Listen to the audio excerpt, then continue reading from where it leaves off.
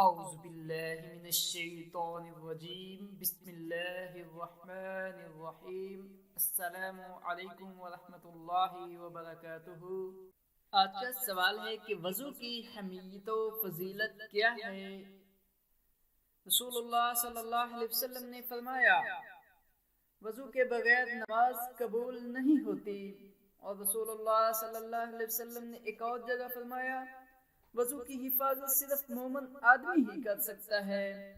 وضو وہی صحیح ہے جو اللہ تعالیٰ کے حکم اور رسول اللہ صلی اللہ علیہ وسلم کے طریقے کے مطابق ہوگا، اس کے علاوہ صحیح نہیں ہوگا۔ ارشاد نبی صلی اللہ علیہ وسلم ہے جس نے اللہ کے حکم کے مطابق مکمل وضو کیا تو اس کی فرض نمازیں کفارہ ہیں ان کے گناہوں کا جو ان کے بیچ وہ کر رہا ہے۔ وضو کرنے سے گناہ دھل جاتے ہیں۔ رسول اللہ صلی اللہ علیہ وسلم نے فرمایا جو شخص اچھے طریقے سے وضو کرے اس کے جسم سے گناہ نکل جاتے ہیں۔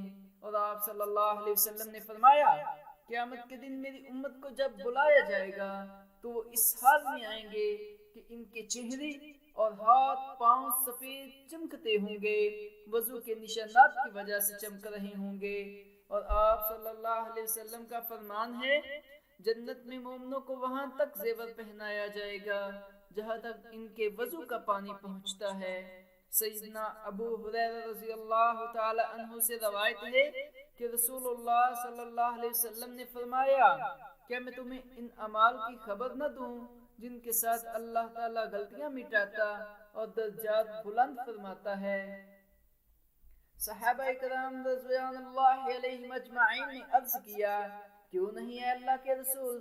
آپ صلی اللہ علیہ وسلم نے اس وقت فرمایا اس وقت کامل وضو کرنا جب سردی کی وجہ سے دل نہ چاہتا ہو، مسجدوں کی طرف زیادہ قدم اٹھانا، اور ایک نماز کے بعد دوسری نماز کا انتظار کرنا، یہی تمہارا رباط ہے اور اسی سے گناہ مٹ جاتے ہیں اور درجات بلند ہو جاتے ہیں۔